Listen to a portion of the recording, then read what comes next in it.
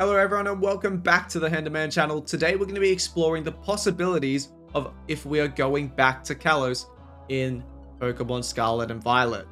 If you've watched any of our last couple videos, thank you very much for doing so. We had the reaction and the breakdown of the trailer that just came out with the Pokemon Presents last week. And the breakdown's been one of my better performing videos of the last 4 years. I haven't uploaded much, but still, I'll take the 60 views or whatever I have currently on that video. But yes, today we will be covering a couple of reasons why we may or may not be going back to the Kalos region in Scarlet and Violet. If you are excited for these upcoming games, make sure to subscribe to the channel. I'm going to have a lot more content coming up in the lead up to it, hopefully. And especially when the game comes out, I'll be streaming it live the night it comes out. And because I'm in Australia, I get the game pretty early on in the cycle. So you'll be able to watch it here first. It'll be over on my Twitch channel, which I'll have linked in the description. But other than that, I'll be posting highlights of the streams as content on YouTube. So make sure you subscribe to the channel if you're interested in any of the Scarlet and Violet content coming up. I've also got F1 Manager content coming out if you are into F1. I know it's a bit different from Pokemon. It's the two sides of life, you know. I'm a massive F1 fan. I'm a massive Pokemon fan. You're gonna get both on the channel. So if you like both of them, make sure to subscribe for sure. But yeah, stay tuned for that. I think that game comes out in about 2 weeks time, so we'll get some content up in around 2 weeks time. And before I get into the video, make sure to leave a like, comment, both of those things. Any interaction with the channel helps the channel grow, so I appreciate it very much if you do. And let's get right into the video. So the first point I want to discuss regarding if we are going back to Kalos or not is the most obvious one. It's the map of Paldea.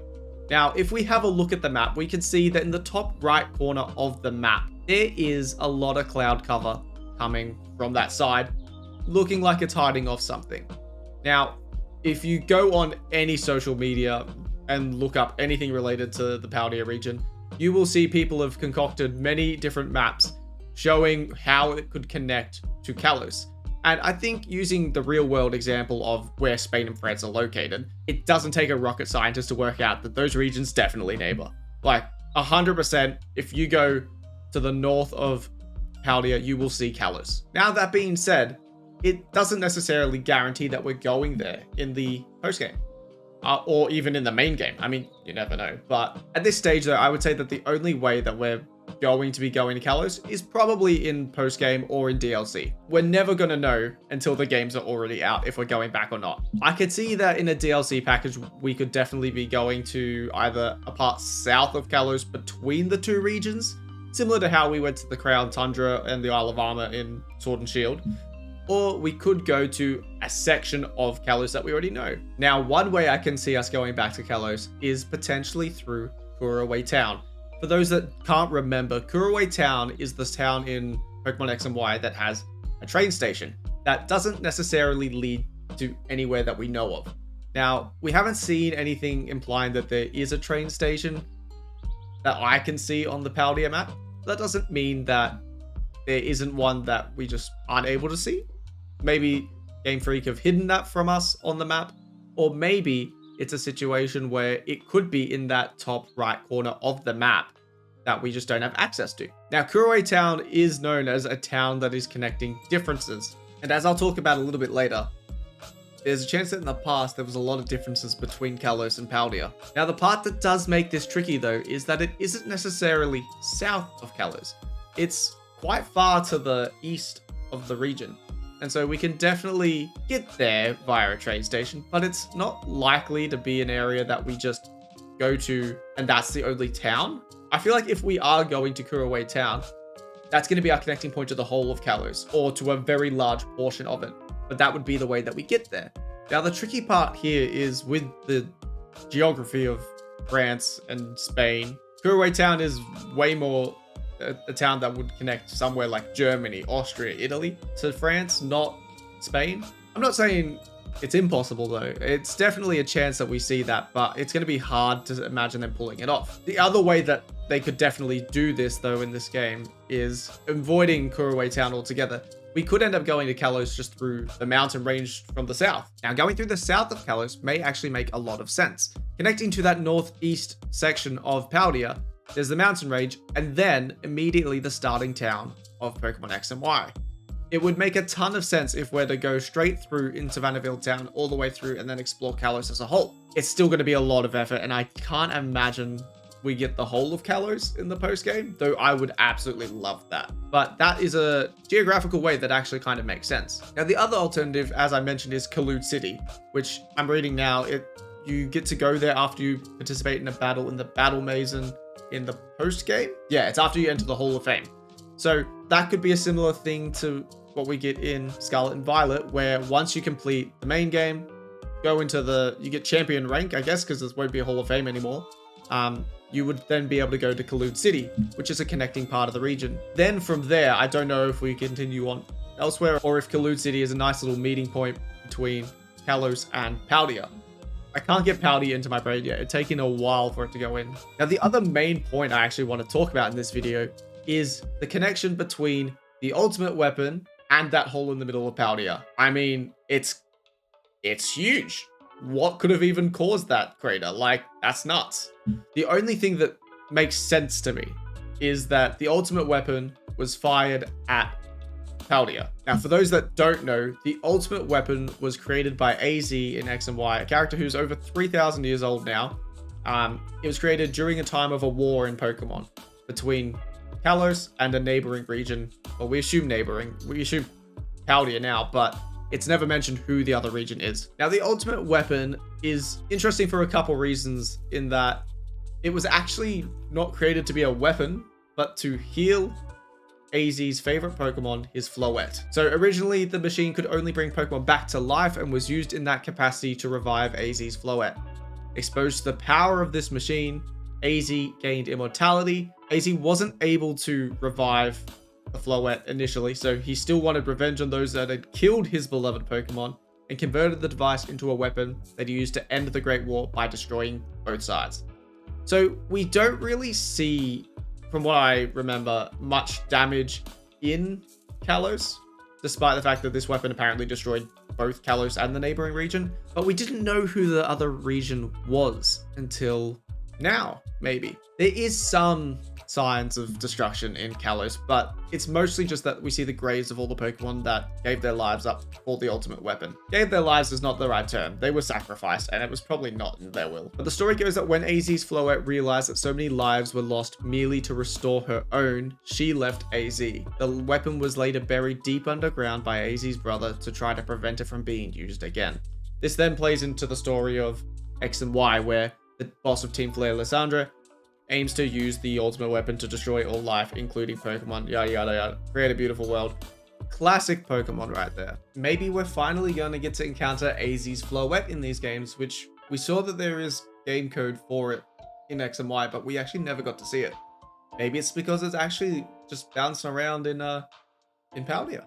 But the most important factor here is we've never found out where the ultimate weapon was fired at, apart from within Kalos to some degree. And then the other point is that the actual machine itself appears to be made of a crystalline material, which, if we're looking at the terrestrial phenomenon in Scarlet and Violet, there's a very obvious connection that these two could be linked. Now, this gives the developers a natural plot point to allow us to go back to Kalos and explore the connection between Geosenge Town, the ultimate weapon, and the terrestrial phenomenon. And I think the biggest part of this is the terrestrial phenomenon. And what we know about it is that it turns Pokemon into crystals. Well, that's the best way to put it, at least. I would definitely hedge a bet on this being a connection, almost like 90% chance. I reckon because of a result of the ultimate weapon firing, hitting the Paldea region, it destroyed one of the main towns or something along those lines, created this massive crater, and coming from that crater, there is now the energy required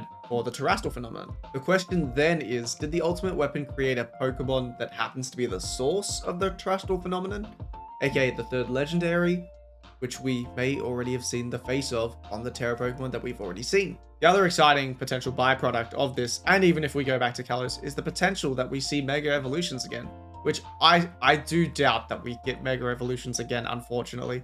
We all loved it. We'll see if it ever comes back, but it's the only way that I think we will see it naturally coming back into Pokemon is through going back to Kalos. Now, if we're examining connections between these two games, the X and Y games, the Scarlet and Violet games, in Pokemon X and Y, Hordes were introduced where you could battle 5 Pokemon at once, usually of the same species. Occasionally it would be a mixture of species. There's that one photo of the Heatmore being involved in the battle with the Durant, which is a cool touch. We've seen a lot in the trailers of just bunches of Pokemon lines together. I know in the most recent trailer, there was that all the Houndour and the Houndoom. You could see lots of Dealing and Swordsbuck together, the Arcanines and Growlithe. There has been many examples of groups of the same Pokemon together. Now, I know Legends Arceus and these games aren't sharing a ton of the similarities that we would like to see. There isn't the ability to throw a Pokeball, from what we can see, at a Pokemon and catch it without having to battle it. There's definitely no Agile and Strong Style. There is some things that are carrying over though, such as potentially, I think based on the leaks, there has been hints that the move selection screen, as in like which moves your Pokemon has, that has carried over. We may see as well the option to evolve in a similar capacity. Maybe even some of the research stuff could carry over. We don't know for sure yet. But one thing I think that could carry over is that Horde battles carry over, and that is another connection back to Kalos. In Legends Arceus, you saw many situations where you could battle multiple Pokemon at once. And hopefully this is Pokemon working out how they want to do this going forward in games, because it's a good idea, honestly. It increases difficulty as well. It gives you the chance to have more dynamic battles, I guess. That's what I'm trying to say here.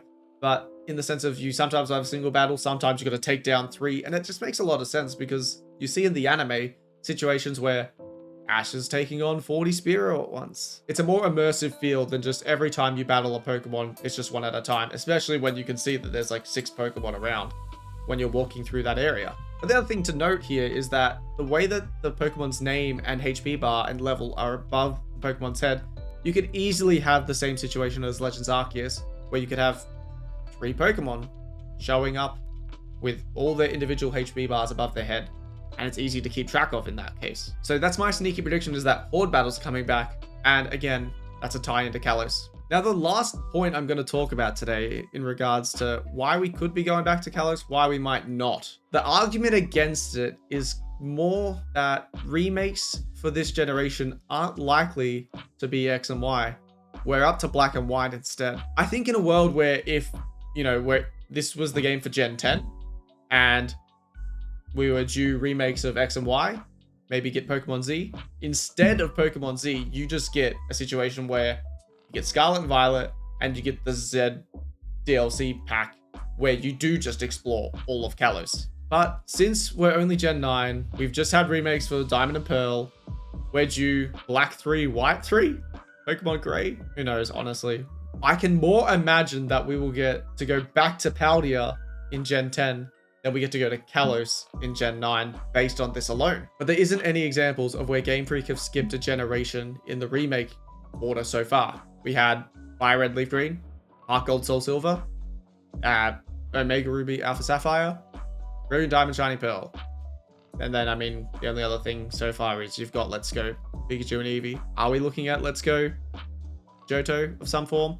I mean, that's another situation where are they going to then have you go back to Kanto again? I mean, you almost have to with Johto games. I just think it's kind of gearing up more towards in Gen 10, we go to Kalos and back to Paldea than the other way around, unfortunately, in that sense. I can definitely imagine them setting it up, though, in this generation. So what we could end up looking at is, as I said, we go to the south of Kalos, but northeast of Paldea, where you have that little mountain range where maybe there is enough space in between that they make it a proper area that you can explore. It's unlikely, though, I think, that we're going to get the whole of Kalos in this game, unfortunately, despite a lot of reason why we should be able to. I know there was a ton of speculation during Sword and Shield lead up that, we're going to have a Great British region. Surely we're going to Kalos. And they like to stick around this area of Europe at the moment. It just seems like the Pokemon Company are reluctant to do that after doing it in Johto. For whatever reason, they know it would be a massive sell and it would make a lot of fans really happy that we get to go back to a region again, because it makes the game feel even bigger, even broader. But knowing how tough it is with deadlines in the gaming industry, especially with the Pokemon Company these days, because they want to keep their marketing rolling along, I find it very difficult to imagine that they're actually going to do it unless it's something where they've been able to take 5 years, such as Gen 10 potentially, which they could be lining up with the 30th anniversary of Pokemon, that they would do something as big as that. Either way, I want you guys to let me know what your thoughts are on this. Make sure to leave a like if you enjoyed some of the speculation so far. Are we going to Kalos? Are we not? We're not going to know until the game comes out. If they announce it, like, I will be stunned.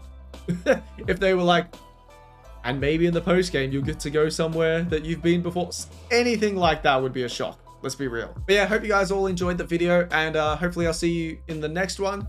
We might be able to squeeze in some more kind of speculation. If there's anything else you want to see from me in regards to the trailers that have just come out, or in regards to the lead up to Scarlet and Violet, let me know in the comments as well. And yeah, hopefully I'll see you in the next couple of weeks as well for F1 Manager content, if that's what you're into. Until next time, guys, see ya.